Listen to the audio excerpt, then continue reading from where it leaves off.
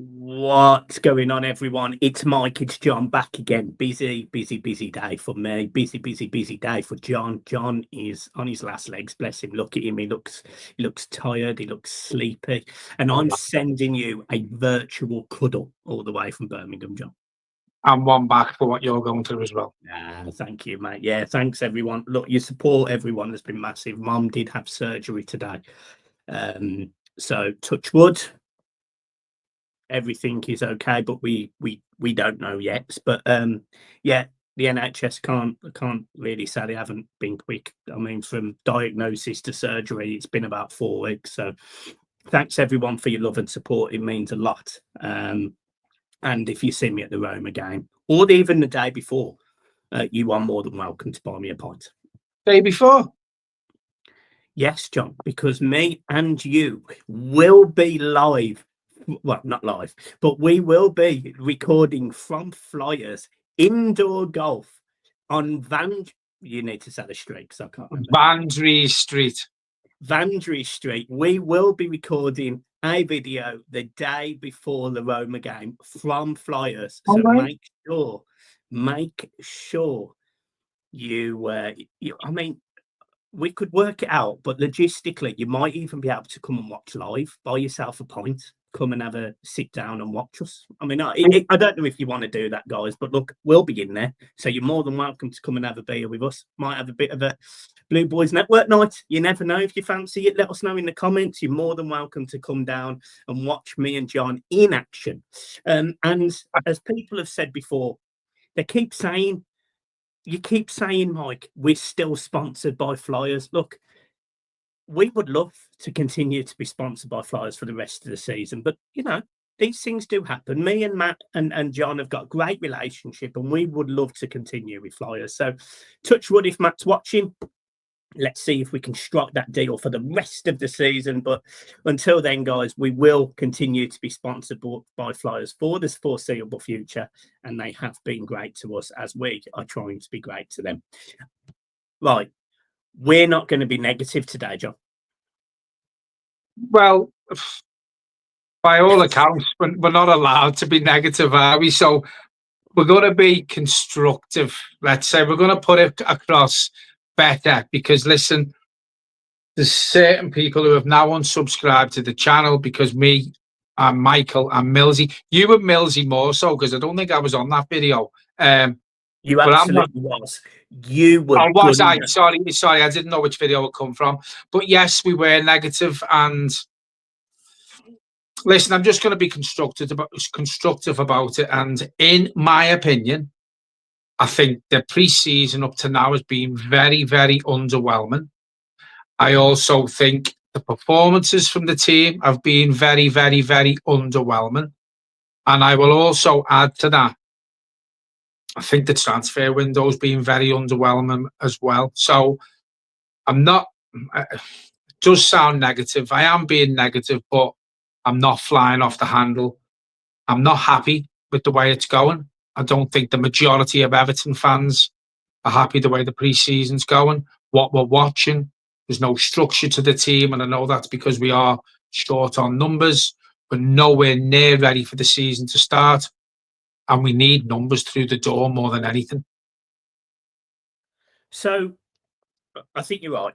I think it's really difficult to not come across as negative. And look, sometimes we get it wrong. The thing that has always been a positive about this channel is we do say it how we feel it. And it's not necessarily how we see it, how we feel it. And sometimes me and John, sometimes we go too far. Maybe we don't go far enough. Sometimes I have literally been criticised in the last 3 weeks of not going far enough and then going too far in the same video, to the point where I had one Facebook group digging me out, and I had some people digging me out for not being aggressive enough. So it just shows where the fan base is. They are in two different sectors, but I definitely think the fan base is starting to move more towards disappointed, worried, concerned, angry, whatever that emotion is. It's not the positive ones that we started the window with, if that's a fair assessment to make. And I think that also is demonstrated by David Moyes, because we keep seeing his comments, we keep seeing the things that he's saying, we keep hearing the comments he's making. And John, you alluded to it earlier in the car. You made a fantastic point. I'm not going to take the credit for it because I want you to explain it. But you said, when you're hearing as a footballer in that group of, say, 15, 16 Everton players, that core group of players, you're hearing your manager, and also, by the way, Tarkowski said it before the game on Sky the other night. Jordan's also said it as well. When you're hearing people say, we need better players, we need more quality, you as a player are sitting there going, am I one of the ones that these guys think are rubbish? Am I one of the ones that they think aren't good enough? Am I one of the ones that aren't taking this football club forward? And your head drops. You feel weak. And I think that has also played into this pre-season. John, you go with it, because you were the one that mentioned it earlier. See, I've listened to David Moyes' interviews after the games. I didn't watch last night's game. I couldn't be asked staying up for it, but I have seen what's come out from last night's game, and he's not holding back. And I think he's angry. I think he's frustrated. I don't think the setup at Everton Football Club and the position we're in at the minute, I don't think David Moyes signed up for this. Now, I'm not saying I don't want David Moyes here. I do. I love the man. I was made up when he come back. I think he smashed it with average players from when he come back to the end of the season. I'm going to get shot down for what I'm going to say now, but hey-ho, I think we're used to being shot down lately for being negative. I just think he needs to pick his words better, because as you quite right were pointed out, if you're a professional footballer and you hear your manager coming out with, we know we're struggling and we're going to struggle till we get more players through the door, more quality through the door, you're sitting in that dressing room, you're sitting in your hotel room thinking, is that me he's on about? And the problem we have with the majority of this squad of players is they're not good enough. So he could be talking about the majority of this squad. And the problem we have, Michael, with this group of players who he has at his disposal at the minute, they haven't got the mentality to go, well, if he's on about me, I'm going to show him. They haven't got that mentality, because them players know which ones are good enough and which ones aren't good enough to be part of this project going forward. And we went through players before who have been playing in pre-season, and we picked 6 players out of that first 11 who's been starting, who we probably see against Leeds. So the majority of this squad, David Moyes is alluding to. The other problem you have is agents are watching what David Moyes is saying from players, and players are watching and hearing what David Moyes is saying, and clubs are watching and hearing what David Moyes is saying. So you've got the agent, you've got the player, and you've got the clubs. They now know, as each day goes by to the 1st of September, when this transfer window closes, and as each day gets closer for the season starting, them 3 people know what predicament Everton Football Club's in. So if they're hearing that manager come out with what he's saying, and I'm not saying it's wrong, I think he should be choosing his words a bit better. But listen, who am I to tell David Moyes what to say? But it won't be helping Everton's cause, because the clubs will bump the price up, the agents will want a bigger fee, and the players will want more wages. And I do think with some of the players that we've been linked with, I think now we are going to have to start lowering the bar. And I know that's probably the wrong mentality to have. We did set our standards high when we were going after Fofana, when we were going after Kubo, probably when we've gone with Jack Grealish, probably still a chance we may get him later on in the window. I think we need to lower the bar a bit. And I said this the other night, because since I said it the other night, nothing's happening, Michael. There's no bids gone in. We're not talking to any clubs. By all accounts, we're not talking to any agents. Sorry, I had to stop you midway through that sentence because 2 minutes ago, Everton had confirmed, or Paul Joyce, who I tend to believe, has had a Everton have had a bid rejected for Tyler Dibling from Southampton for 27 million. You may continue. Right, well, he's one that I didn't mention. And there you go. That is a perfect example. I am not saying Tyler Dibling is a good player, isn't a good player, sorry, because we spoke about him the other night when we were going through players we've been linked with. Straight away, Southampton have gone 27 million. Nah, Everton are in desperate need. If Moyes wouldn't have come out and said what he said, there's probably a chance, I might be completely wrong, and this isn't a dig at David Moyes, there's probably a chance Everton have that bid accepted. But because we're in desperate need now, Southampton have looked at that and gone, nah, we'll hold out till 33, 35 million. So I just think Moyes isn't helping the cause, and you're going to shoot at me. I have tried to be constructive about it without digging David Moyes out. I just think he does need to choose his words a bit better at this moment in time.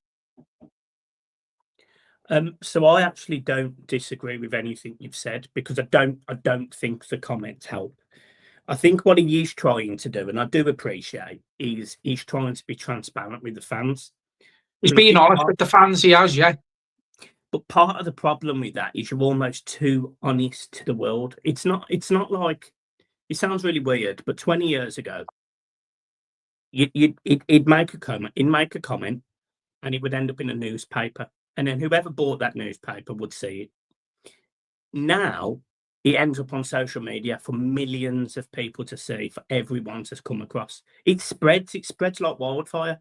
So I think you're absolutely right, John. I don't think the comments have 100% helped. I think more clubs now know that Everton, one, have got money to spend, two, are desperate for players. So anytime Everton approach them, they are going to put a little bit more extra money on. And Ped made this comment. He got a little bit of stick for it. But you can actually understand the point he's making. If Everton are going to sign these players, we probably are going to have to spend more than we need to. And it's not right. It's not good. It's not proper business. But to get the ball rolling, we've got to do something, because hopefully that one first signing, that good quality signing, hopefully that's the domino effect, isn't it? And hopefully that's where more come in. But let's be realistic and let's be honest. And look, I am probably going to turn a little bit negative now, and I'm trying not to. But the way this window's gone so far, and how many times we've heard people come out and say, oh yeah, Everton have got a bid on the table, but I'm waiting for a better club. I'm waiting for a club in Europe. It really hurts. And if I'm being totally honest, I don't think it's right. You know, you've got a club with the history of Everton, with the fan base of Everton, with the new stadium, with still a huge waiting list. And for whatever reason, we can't sell the future. And that is concerning, isn't it? Well, I can caveat that, because if you're a football player and you get offered to be the star player at Everton Football Club, you're promised that you're going to be trying made the player to mould the team around, and you're going to be playing in a brand new stadium. You're going to walk out there on the Sunday afternoon for the first Premier League game. That wouldn't sell the project to me. That wouldn't sell Everton to me. If I wasn't an Everton fan, that wouldn't sell it to me, because straight away I'd look at the shite I'm going to be playing with for a start, and for two, they've been in a relegation battle for the last couple of years. They haven't won a trophy since 1995. The fans turn quick on the club. The fans turn quick on the players. I'm one of them. Why would you be going, oh, I tell you what, I'd love to get changed in that brand new dressing room. I'd love to run out on that pitch at Bramley Moor. No, players these days aren't bothered where they play. As long as they get good wages and as long as they've got a chance of winning trophies, you can try and sell them all the projects in the world. You can offer them a brand new stadium. doesn't work, because all they've got to do, if they're a proper football player, a proper good player with their head screwed onto the shoulders, they're going to look at what Everton have done in the past couple of years.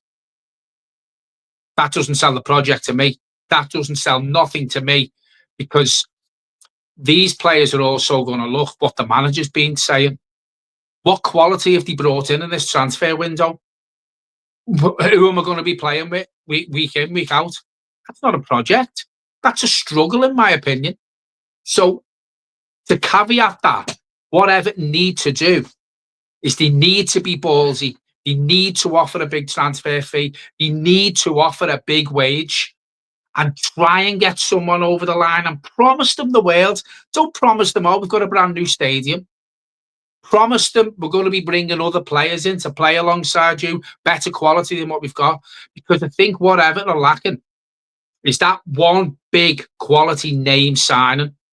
We need that big name signing through the door, and it might lift the heads of a couple of other decent players to go, hang on, they've signed a Kubo or they've signed a Jack Grealish. They can get quality players over the line. They do mean business. I wouldn't mind being part of that. But we need that big name over the line. And unfortunately, a Tyler Dibling doesn't do that. A Tyler Dibling doesn't make Jack Grealish or Kubo go, oh yeah, I'm going to go to Everton because Tyler Dibling's there. Not to the pop of Tyler Dibling. But we need that big name signing to make other players sit up and realise that Everton do mean business. And unfortunately, this transfer window and this pre-season is leaving a lot to be desired for me. Yeah. And again, I don't disagree with anything you've just said. Tyler Dibling is a fantastic young talent. And he's a player that I would very happily have at Everton. I really would. I really, really rate him. Young, raw, all of those things. But he's a very, very good footballer. But you are right, John. If you step away from the Premier League, I bet not many people know who Tyler Dibling is. And I bet that players like Jack Grealish are looking at that going, what does that matter? You know, he's just played for a relegated Southampton team. He's now moving to an Everton team that's a slight step up because they've been in the relegation battle for the last 5 years. So I absolutely get your point. The one caveat I'm going to make to this, and this isn't a positive, by the way, but it's also not a huge negative. We know that even with a similar group of players to what we have now, we managed to go to a Newcastle team that needed to win for a Champions League spot, and we beat them last game of the season. So that's one caveat. The second caveat to that is we're not the only club in this problem. Crystal Palace have had it. West Ham have had it. Brighton have got it. Clubs in that mid-table are all having a similar problem. Even Newcastle, by the way, who qualified for Champions League football, all of their targets are not choosing Newcastle. Sesko is going to Manchester United, who finished, 16th? So not that I condone it, because it is worse for Everton, because we lost so many players. So it is absolutely worse for Everton, in my opinion. But in just terms of struggling to sign players, we're not the only club. We're not the only club, but Newcastle have got a better squad than us. And even if Newcastle don't add to their squad, I think they finish above us next season. West Ham, they've got a poor manager. Graham Potter should have done better with that West Ham squad last season. If Paqueta, if they can keep hold of him, he's just been cleared. His head will be back in the football. Jared Bowen walks into our team. You mentioned Brighton. I'm trying to look at these three clubs and trying to gauge if Everton have a better squad than any of them, and we probably don't. We probably don't. And that's the worry for me. Listen, Everton are going to add. We are going to add to the squad. We're not going to add to the squad and make it worse. It is going to be better. But Newcastle's squad is light years of Everton. So even without an Alexander Isak in the team, I still think they finish above Everton next season. I think I predicted them to finish third in my predictions video. West Ham won't be as poor again, because Graham Potter won't get as long if he's as poor, because they've got a better squad than what their league position warranted last season. Man United aren't going to be as poor. We've seen it already in pre-season, So Everton need to strengthen, because when you look at the likes of West Ham and you look at the likes of Man U, who we finished above last season, they've got better squads of players than what Everton have. And that's me worry. You look at Sunderland, and I'm not saying Sunderland are going to finish above Everton by no stretch of the imagination, but they've spent £110 million in this transfer window. They've just signed Marquee on loan from Chelsea, the striker. They're doing business. And I just feel like, for where Everton have been the last couple of years with this transfer window and the pre-season, just feel like we need to get a move on and lower the bar for our targets and be realistic of what players we're going to get, because it's not hard to replace the majority of that squad with quality, Michael. It's not hard to bring better players in than what we already have. We went through our starting 11 for the Leeds game before, when we were talking on the phone, if we don't add to the squad, and we picked 6 players. 6 players. That's without making the rest of the first 11 up, and that's without having shit on the bench. That's without after having to involve the kids. So it's needs must now.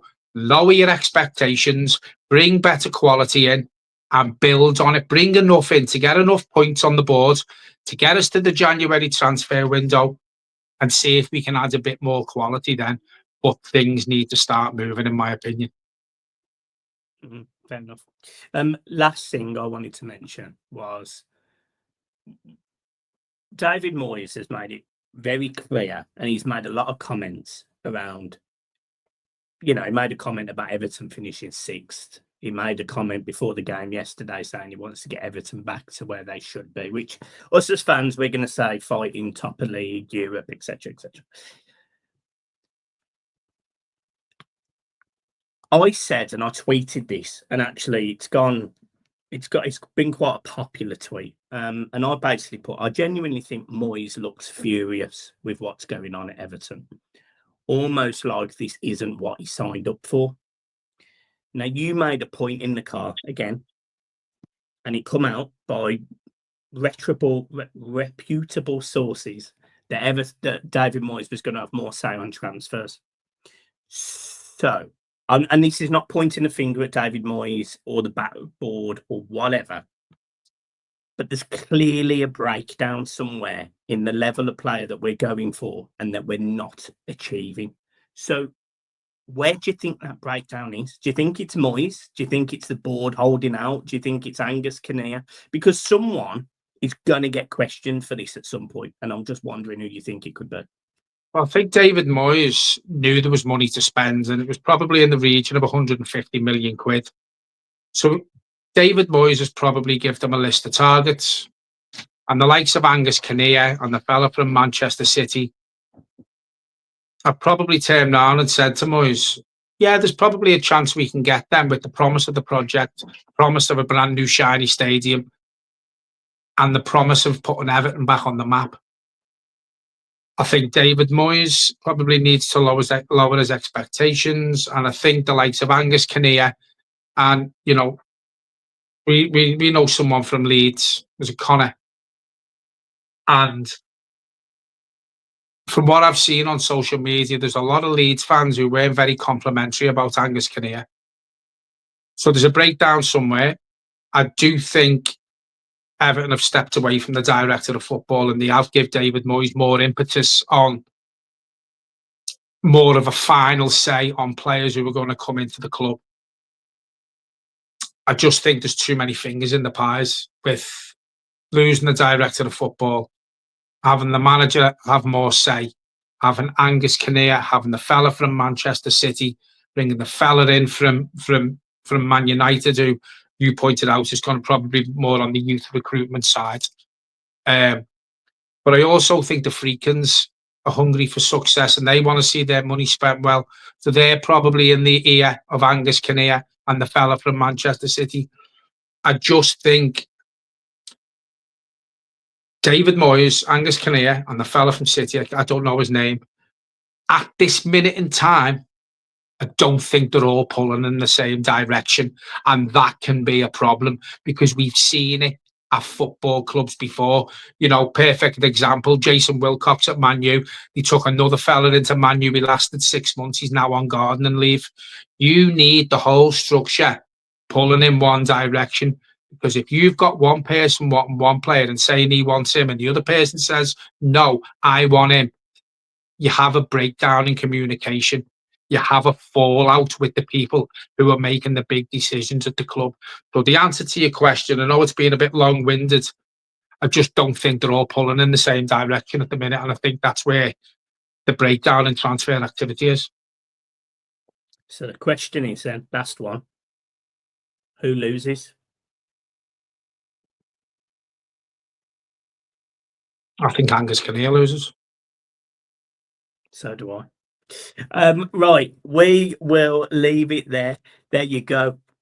Hope you've enjoyed the video. I tell you what, right, and some people may disagree with this, but I enjoyed this video. I enjoyed being more constructive than just fucking losing our heads up, I must say. So I hope you've enjoyed it too. Make sure you hit the like and subscribe, guys. Make sure you go over to Flyers and check them out. And as we said, look, we are going to be there next Friday, so we'll get some more information out, and we'll sort something. If you fancy popping along, let us know. There'll be nothing formal or anything. We could set it up on Eventbrite, not charging for tickets. It's just so we know a number of people that'll be coming, and you can come and watch me and John and maybe have a pint with us, talk football, yeah, something like that. Guys, look, keep smiling. Up the toffees. Tyler Dibling for 35 million. I think that happens. I am starting to think that Jack Grealish may happen as well. I'm starting to be more positive. Let's go and smash Man United the weekend, eh? Is this working, John? Speaking for yourself, not for me. Right, up the toffees. See you soon, guys. Peace.